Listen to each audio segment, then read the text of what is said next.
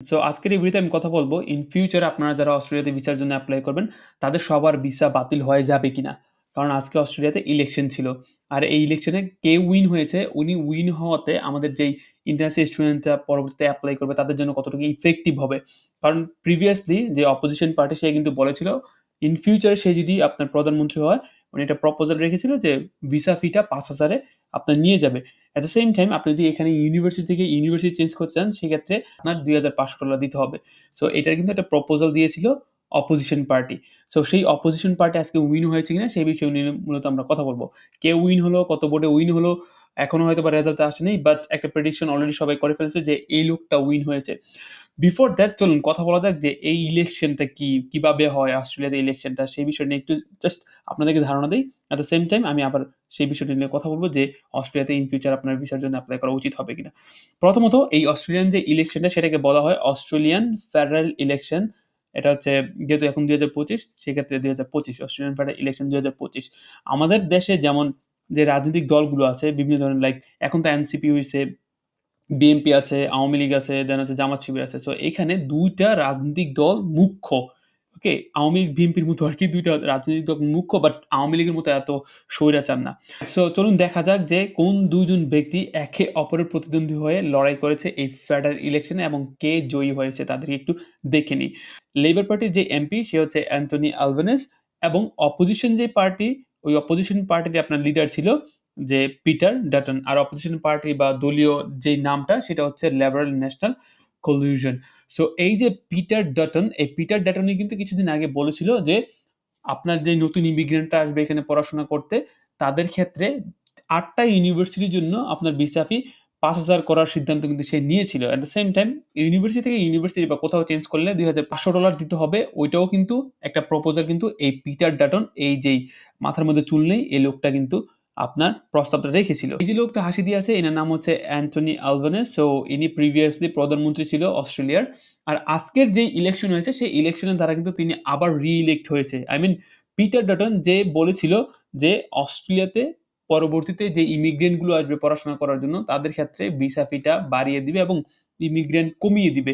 যে একটা প্রস্তাব রেখেছিল অপোজিশন পার্টি সে কিন্তু এখন উইন হয়নি। উইন হয়েছে কে? এই যে position party.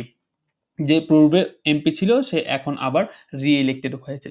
So you can say that Labour Party আরকি তাদের দলীয় যে নামটা সেটা হচ্ছে লেবার পার্টি। সো এই যে অ্যান্টনি আলবানেজ উনার কি লক্ষ্য? উনার উদ্দেশ্য কি?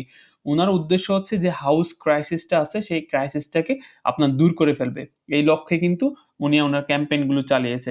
At the same time opposition পার্টির লক্ষ্য ছিল আপনার যে ট্যাক্স, এই ট্যাক্সটাকে কমিয়ে দিবে। এখন খেয়াল করবেন অস্ট্রেলিয়াতে সবাই কিন্তু এই যে অপোজিশন পার্টির যে লোকটা পিটার ডাটন তাকে চিনে 2nd ট্রাম্প হিসাবে। I mean ট্রাম্প লাইট, ট্রাম্পের লাইট ভার্সন আরকি।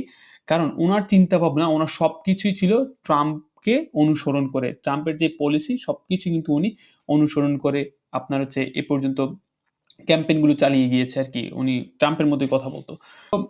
Congratulations, Anthony Albanese, for re-elected in Australian federal election 2025. এখন কথা বলা যাক। এই ক্ষেত্রে আমরা যারা ভবিষ্যতে অস্ট্রেলিয়াতে এপ্লাই করব স্টুডেন্ট ভিসায় আসতে তাদের জন্য কি কোন ধরনের প্রবলেম হবে কিনা? পিটার ডাটন যদি হতো তাহলে আমরা একদম এনশিওর থাকতে পারতাম যে আমাদের যেই নেক্সট ডে যারা এপ্লাই করতো ভিসার জন্য, স্টুডেন্ট ভিসার জন্য সবার ভিসাটাই ক্যানসেল হতো। মোটামুটি ক্যানসেল হতো আবার হচ্ছে স্টুডেন্ট ভিসা ফিটা কিন্তু অনেক বেশি হয়ে যেত। বাট অ্যান্টনি আলবানেজ উনি অনেক স্টুডেন্ট ফ্রেন্ডলি।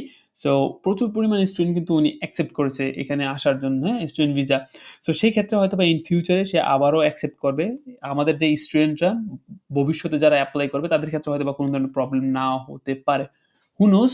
যেহেতু উনি নতুন করে আবার রি-ইলেক্টেড হয়েছে সেক্ষেত্রে হয়তোবা নতুন যে সিদ্ধান্ত, ওই নতুন সিদ্ধান্তে আবার হয়তোবা স্টুডেন্টের সংখ্যা কমিয়েও আনতে পারে। হু নোস? বাতিলও করে দিতে পারে অথবা বিভিন্ন ধরনের রুলস তো অবশ্যই জারি করবে। সেই রুলস গুলো পাওয়ার পরে আমরা কিন্তু এইগুলো নিয়ে কথা বলতে পারব। বাট এখন সুখবর হচ্ছে উনি যেহেতু আবার আসছে সেই ক্ষেত্রে হচ্ছে এখন চিন্তার কোনো কারণ নেই। আপনি ভিসার জন্য এপ্লাই করতে পারেন। আনটিল সে কোনো ধরনের অ্যানাউন্সমেন্ট দিচ্ছে। আপনারা যারা এই ভিসার প্রসেসিং এ একদম মাঝখানে ছিলেন বা আপনি এপ্লাই করবেন বলে আই মিন ভিসা লজ করবেন বলে এতদিন চিন্তা ভাবনা করতেছেন বাট ইলেকশনের কারণে আপনি ভিসা লজ করেননি। সেক্ষেত্রে আপনি নিশ্চিন্তে এখন ভিসা লজ করতে পারেন আনটিল সে কোনো ধরনের অ্যানাউন্সমেন্ট দেয় as a new prime minister. But Peter Dutton হলে আমি আপনাকে বলতাম যে আপনি এপ্লাই করিয়েন না। কারণ সেক্ষেত্রে আপনার অনেক টাকা তো এমনিতেই ভিসা ফি ছিল। পাশাপাশি হচ্ছে আরো অনেক রেস্ট্রিকশন চলে আসতো। অলরাইট এভরিওয়ান, সো উনি হচ্ছে আমাদের আবার next prime minister for next couple of years. Let's see যে কোন ধরনের অ্যানাউন্সমেন্ট উনার পক্ষ থেকে আসে। আর আপনারা টেনশন করবেন না। আলহামদুলিল্লাহ। যেহেতু উনি অনেক স্টুডেন্ট ফ্রেন্ডলি সেক্ষেত্রে স্টুডেন্টদের পক্ষে হয়ে আপনার কাজ করবে আশা করতেছি।